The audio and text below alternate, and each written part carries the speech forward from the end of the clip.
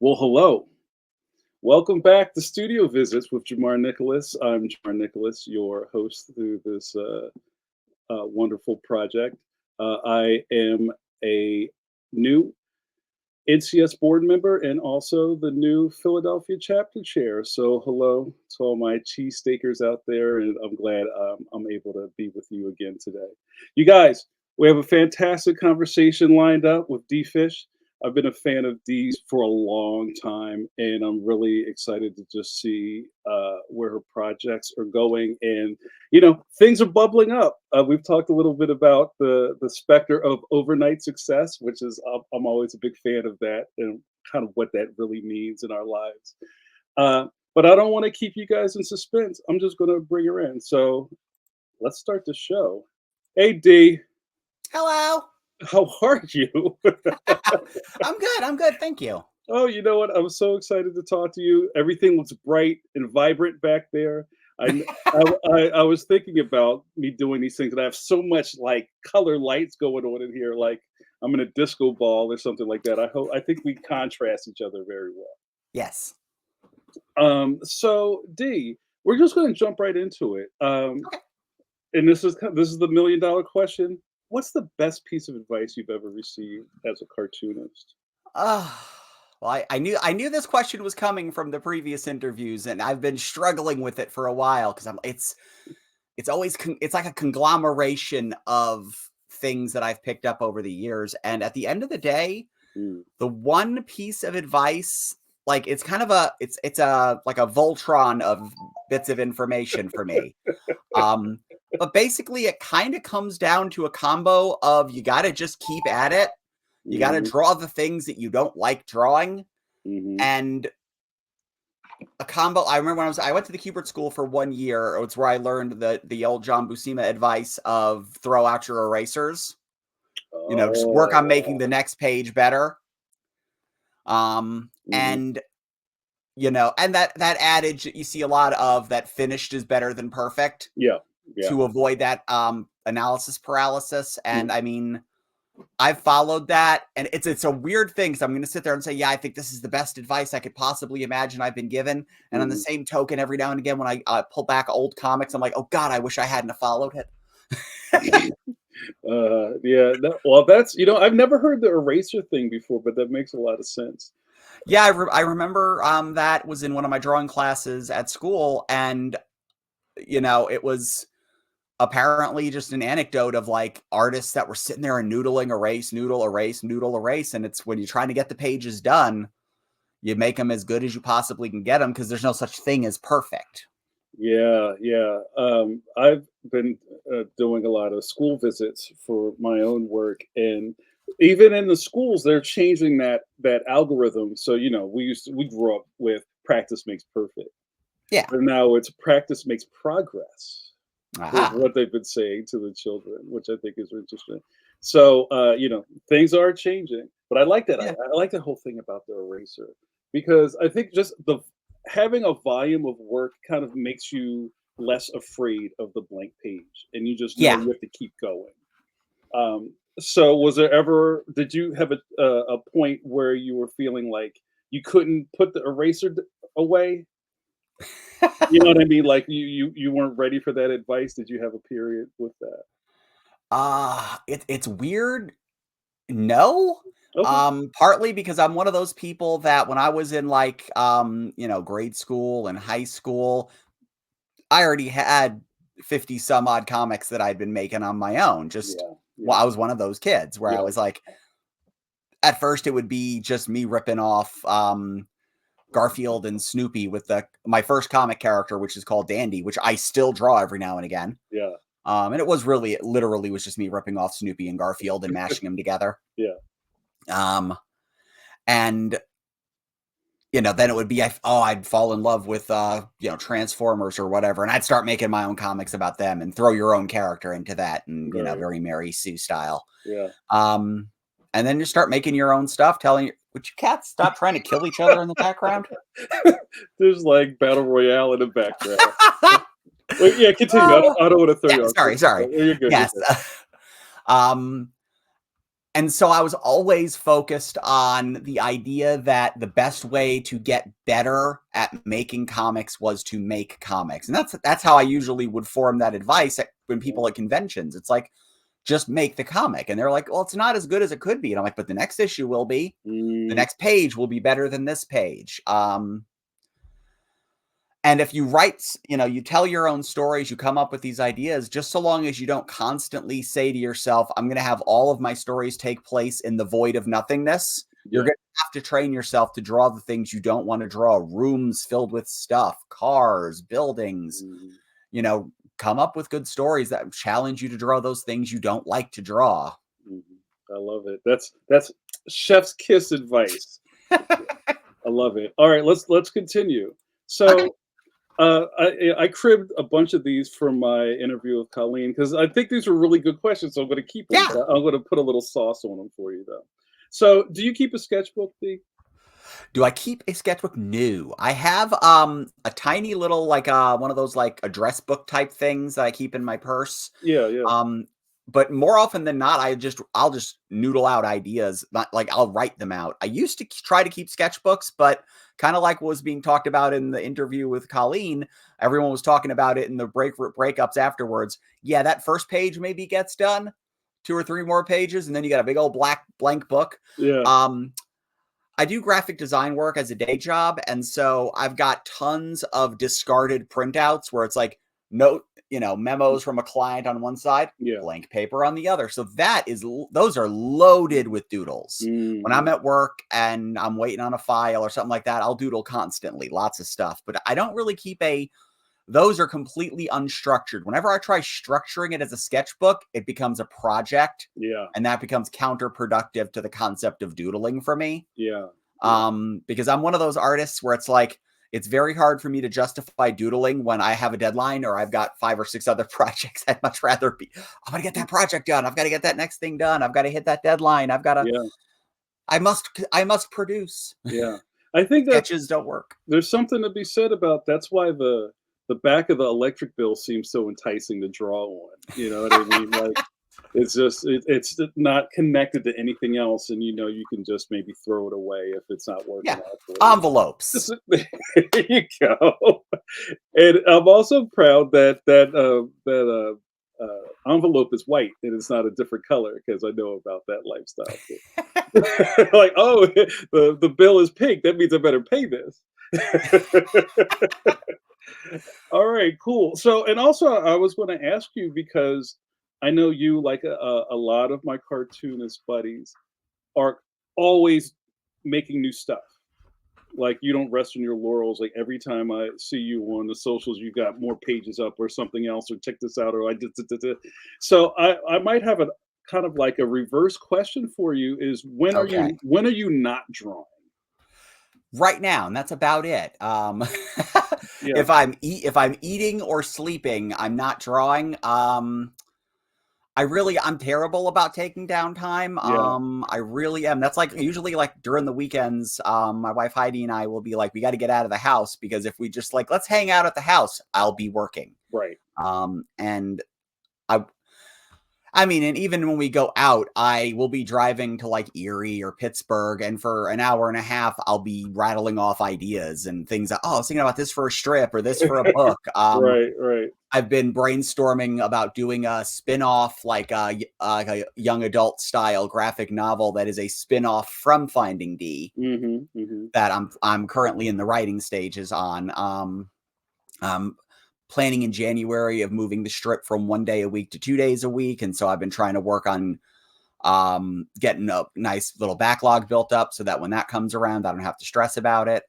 Mostly because I want to do a little bit more long form storytelling rather than just the day, because it's really hard to do a long form story. A few months ago, I was doing one about us going to all these concerts that we did over the summer. And 4 of those strips last an entire month. And people just start getting so bored. Right. So yeah, if I can get all that done in a week or 2 by doing some short, less panels, but more, because I am one of those people where it's if I don't have something new to put up on my website or social media every day, then I want to put up at least oh, cool. Facebook memories are good for that because they throw reruns at you. Yeah. Sometimes those are good catch-alls too. Yep, Just ooh, this is what I was working on this time last year, 2 years ago, 3 years ago. Oh god, I'm not showing that. The art stinks. But yeah, I really, it's hard for me if I'm not doing something else specifically. Like, if I want to see a movie, we need to get in the car and go to the movie theater because I'm not going to be the person who turns their iPad on to ink during the movie. right. Yeah, But if no, I'm downstairs, I've got an iPad and I right. can get work done. And then I'm That's not paying attention to the movie. Yeah, that's I know that's always hard with just kind of like relationship uh work is just like, hey, Yep. let's go watch a thing. Well, Yep. you're not But even also, watching. Right. but we do have to because input is just as important as output. If we're not taking stuff in, there's nothing refueling the batteries and that energy charge. I like that. That's a nice place to segue into what's on your plate and drafting table. And Dee was nice enough to send me some images. I'm going to put those on the screen, and you can kind of talk about what you're working on and also what we're looking at. And I'll just cycle through them slowly. Well, right now that's I just released 4 new volumes in black and white through Amazon. The collected editions of the webcomic Finding D, which is my weekly semi-autobiographical webcomic about the ins and outs of coming out as transgender while trying to make it in comics in your 40s. And so I put out these are the black and white collections. The strip is generally black and white. Hmm. So this is everything from 2017 to June of this year is in 4 volumes now. Wow, that's wild. That's I cool. did some new covers for them that were it was a lot of fun to put together. Tried to make sure I was like, okay, change all the colors so nothing looks actionable there. Yeah, yeah, right. Yeah. And this one is commemorating the cats that you occasionally see in the background running around. That's fantastic. I do have that desk, but it's not here. It's I got to Oh, get it set back up. oh, the I old very school. rarely actually do traditional art on paper much anymore. I'm still working on Finding D weekly. It's something that I never planned to do. Like, Hmm. it started as a lark. It started as I was doing this blog about when I first started coming out in 2016. I started Hmm. a blog called Finding D, Hmm. and it became negative so fast. It was just me, like, woe is meing everything that was happening. Oh, this Hmm. problem happened. This problem happened. Oh, I can't believe that this person said this thing. Right. And I'm one of those people where some people can do that. They can put their negative stories out there and it makes them feel better. It makes me feel worse. Yeah.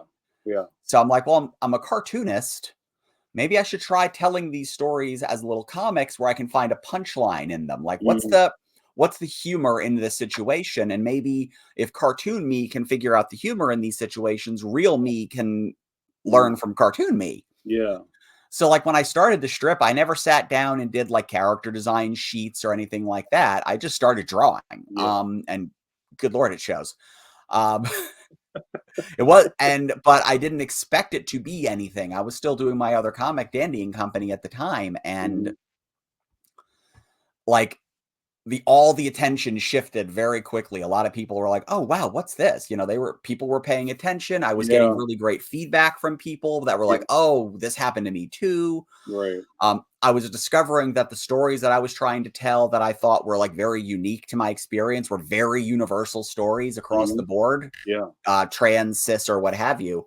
And it turned into this thing where over the years, it's become the story that people are the most interested in. And it's the story that I actually have been enjoying telling. I mean, it's 90% of the time, it has nothing to do with me being trans anymore because that has almost nothing to do with my day to day life. Yeah. Sure. Yeah.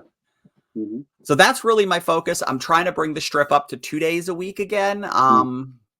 So I can tell more long form stories. I have these ideas for like kind of flashback stories from my childhood Oh that wow. I've been Wow. thinking about Mhm. that I could retell. And I'm still working on that. This we did a Kickstarter back at the beginning of the year where the first volume was reprinted but in color. Mm. Mhm. We had a great colorist named Katie Rooston who I'm friends with, and she did a great job coloring the first 80 some odd strips. Wow. And we're getting ready to start on volume 2. Wow.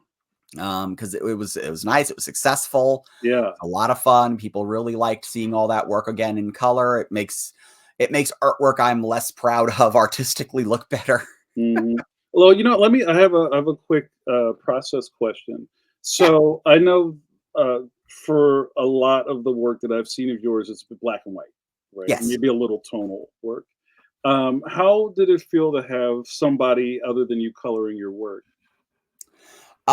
It's a very weird thing because the publisher Laurie Foster, she had a couple of different artists working on samples, Mhm. and we gave them model sheets and we showed them what the colors looked like. Yeah. And the first thing I noticed was that Katie was the only artist who figured out how to do the whites of my eyes because there is no line to delineate where that should be. Mhm.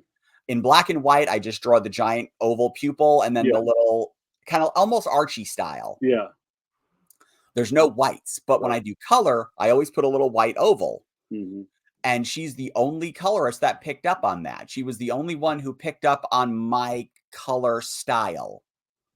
And Yeah. so it's really neat in that there's a few cases where I'll look at a page and go, "Oh, I would have done that a little bit different," Right, but right. very few. Very, very few. She really picked up nice, and it's wonderful to just see the colors come together very, very straightforward. She uses the black and white tones that I do to Mhm. put the tones in, just kinda overlays them really nice. Mhm. It's been really good. So I'm really looking forward to working on the second volume with her where the artwork's better. So, let's go through you have a couple more slides, and then we wanna talk about your newspaper thing you're doing also. Yeah. Alright, so what's this? Okay, so Giant Girl Adventures is a webcomic. It's been running for years now. Written by one of my best friends. Her name is Sabrina Pandora. It's kind of it's a size changing superhero comic, and during the pandemic, I was very much like the I was the bloodhound chained up on the porch, and I was chewing things because I wasn't getting enough exercise, which Yeah. is how she puts it. Uh-huh. And I came on as the artist. She had lost her artist a couple years ago. Had this one big volume that she was working on that was kind of like the character, but in a very D&D Mhm. world. Yeah. And she needed an artist to finish it, and I was like chomping at the bit to work on projects. And it was a very, very different style and tone, as you can see from here. Mhm. So I've been working on that now for about 3 years. It's literally one issue. Wow. It's I think the finished book is going to be at 180 pages. Uh-huh. It was originally an 80-page giant, and that's how many pages were added in process of us working on it. Yeah. I'm one of those people where if I'm working with a writer and the writer gives me a 10 panel page, I will bring back roughs for a 12 panel page because I'll be like, there needs to be more emotional beats in here. Mhm. This Mhm. character should have a moment to ponder that, or this moment, Yeah. I drag things out. Yeah. And this Wow. has been an incredibly fun project where, artistically speaking, I can say this is the project where I learned that the Throughout erasers isn't always the best advice. Yeah. Um, Everything comes back around. I love it. Yeah. yeah, like I can do up shots now. And before this, I could not do like the Mhm. Gil Kane up the nose shots, and Yeah. I'm decent at it now. Yeah. Wow. I had to learn how to do it because when your main character can be 200 feet tall, Yeah. you got to learn how to do up shots. You can't just keep cheating and have her go like, Right, like a lot of these, like, looking down her neck. and I mean, it's a black and white comic with spot color. So this is a Mm, lot what the interiors tend to look like is she has red and that's her big spot color. yeah, Otherwise it's black and white because it would kill me. yeah, We'd be like 10 pages in if it was color because yeah, I don't like it. I don't yeah, like doing it. I like the finished process. It's just right. color hurts me to do. It slows me down. It's more of a mechanical thing. And I love it. Well, this is all fantastic. And tell me about this writing project here. What's this about? so, Lycanthropy and the Single Girl, it's a novel that I had conceived of real early in my transition. Back basically when I was starting to get laser hair removal, which I've covered in the comic strip. Mhm.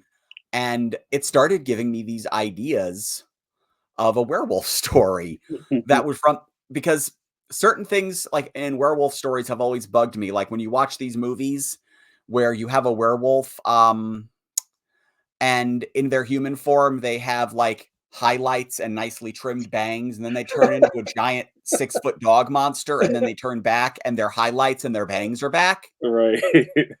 And I started going like, wait, wouldn't that mess up their hair? Yeah.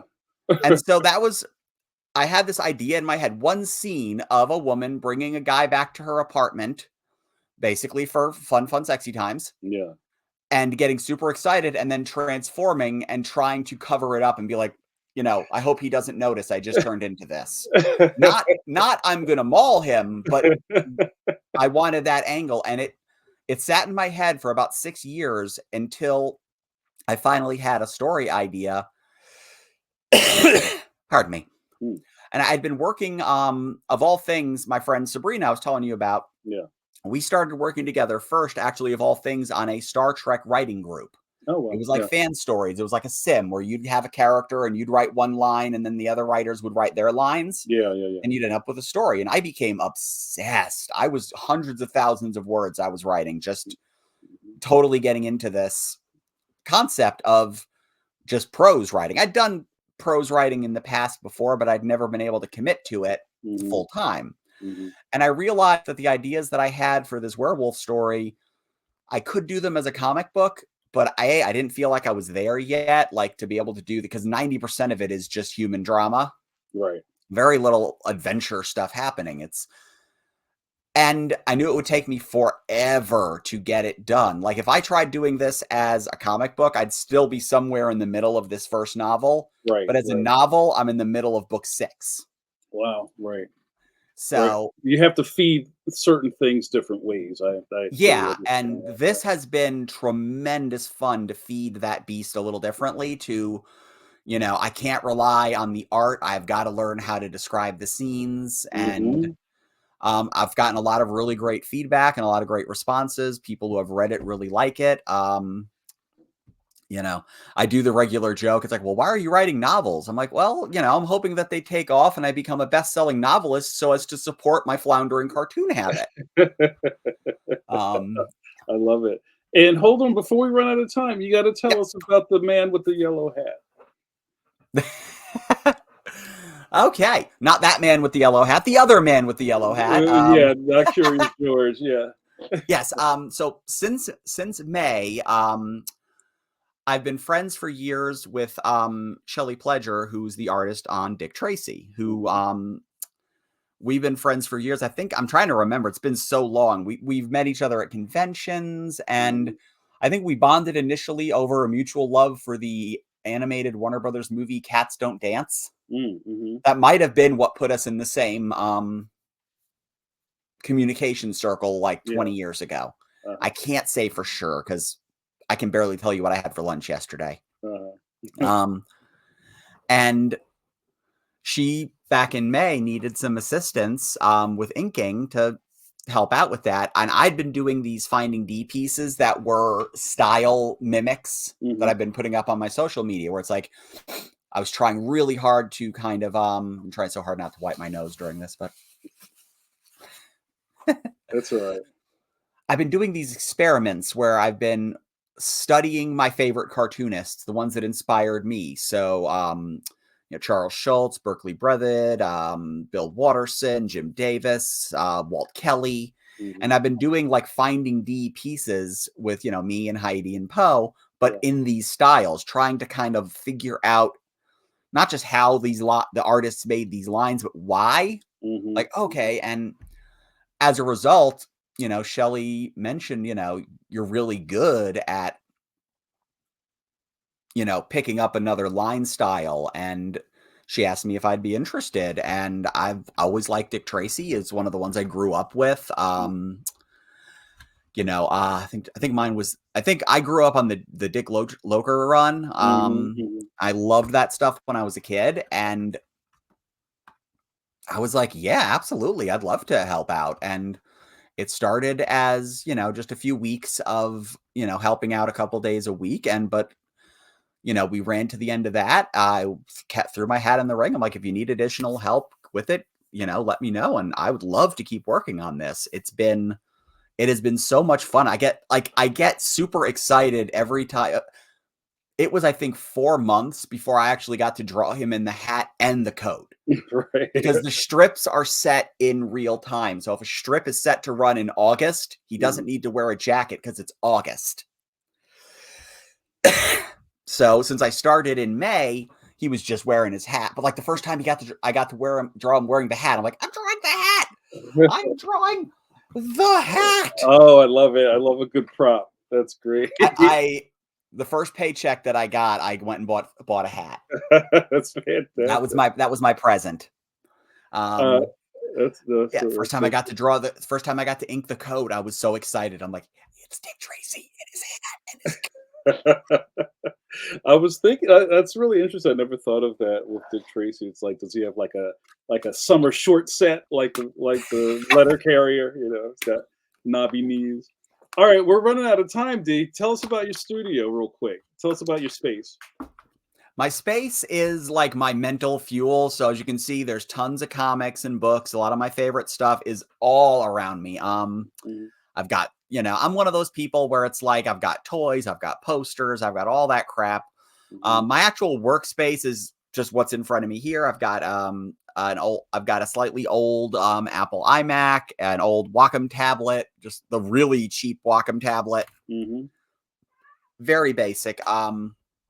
Here's where I do most of the editing and the toning and the lettering. I'll usually do my pencils up here in Photoshop. I'm blue pencils, the blue line roughs.